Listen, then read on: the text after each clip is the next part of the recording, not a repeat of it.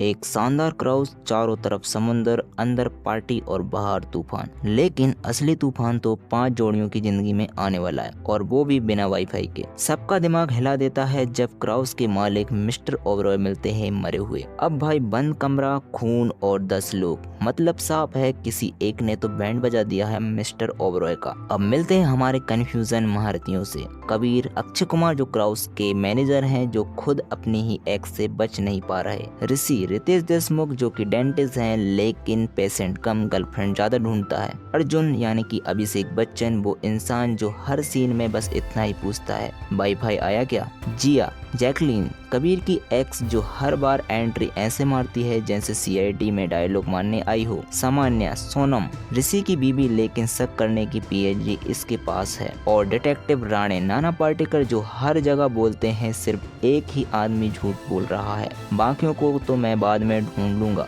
तो क्राउज की पार्टी में सब मस्त हैं, डीजे बज रहा है, लड़कियां नाच रही हैं और अर्जुन वाईफाई ढूंढ रहा है। तभी बिजली चली जाती है और जब लाइट आती है तो मिस्टर ओबरॉय का शरीर मिलता है उनके प्राइवेट रूम में, दरवाजा अंदर से बंद है। अब सबके चेहरे पर ऐसा एक्सप्रेशन है जैसे कि किसी ने मोबाइल का बैलेंस खत्म कर दिया हो। सब शौक में हैं और सुराग भी कम नहीं मिलते। लिपस्टिक का निशान, एक टूटा हुआ इनविटेशन कार्ड और एक घड़ी जो मर्डर के वक्त पापा तो बैंड बजाएं बज रही थी। अब शुरू होता है असली झगड़ा। कबीर, मैं तो रूम में था यार, कुछ पता ही नहीं चला। ऋषि, मैं तो अपने दांत ब्रश कर रहा था। जिया, मैं तो बस घूम रही थी स्टाइल में। अर्जुन, मैं तो बस वाईफाई ढूंढ रहा था। डिटेक्टिव राणे सबको अलग अलग तरीके से घुमाकर पूछताछ करता है और सब एक दूसरे पर शक करने लगते हैं। अब पहली एंडिंग में बड़ा ट्विस्ट आता है। असल हत्यारा कबीर है, लेकिन सुनो पूरी बात, उसने जानबूझकर हत्या नहीं की है। असल में ओबरॉय ने कबीर के पापा का बिजनेस छीन लिया था।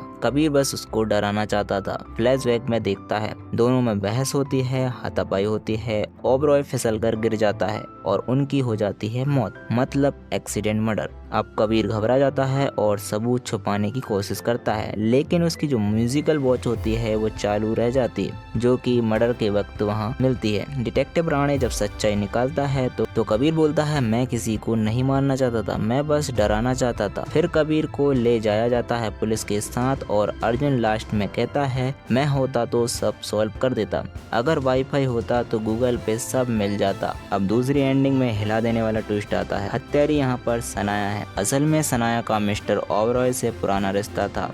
उसने उसे धोखा दिया था, उसके परिवार को बर्बाद कर दिया था। अब वो वहाँ पर बदला लेने आई थी। उसने सबूत खुद बनाए थे, लिपस्टिक, इनविटेशन कार्ड, घड़ी, सब नकली थे। सनाया यहाँ पर प्लानिंग मास्टर निकलती है, सबके बीच शक फैलाती है, खुद को मासूम दिखाया और खुद मर्डर कर दिया, ऐसे कि किसी को भनक तक ना लगे। जब राणे को सच्चाई पता चलती है तो सनाया सीना ठोक के बोलती है, हाँ मैंने ही मारा है, क्योंकि उसने मेरी जिंदगी मारी थी। ऋषि तो यहाँ पर हिल ही जाता है, तू मुझसे प्यार नहीं करती थी सनाया, तू तो बस टूथब्रश था जो कि सुबह की जरूरत और फिर फेंक दिया। फिर क्या, पुलिस सनाया को ले जाती है और अर्जुन फिर वही लाइन बोलता है, मैं फिर कुछ नहीं कर पाया, वाईफाई काम करता तो नेटफ्लिक्स तो देख लेता कम से कम। तो भाई लोग, हाउसफुल 5 है असली हाउसफुल दिमाग का दही।